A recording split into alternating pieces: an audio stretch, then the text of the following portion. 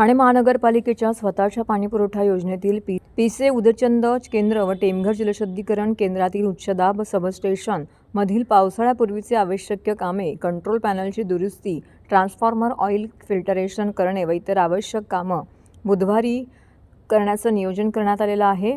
21 मे रोजी याचं काम केलं जाणार आहे. त्या अनुषंगाने या कालावधीमध्ये सकाळी 9 ते रात्री 9 वाजेपर्यंतचा पाणीपुरवठा शटडाऊन करण्यात येणार आहे. सदर दिवशी मेस 10 प्राधिकरणाचा पाणीपुरवठा झोनिंग करून सुरू ठेवण्यात येईल.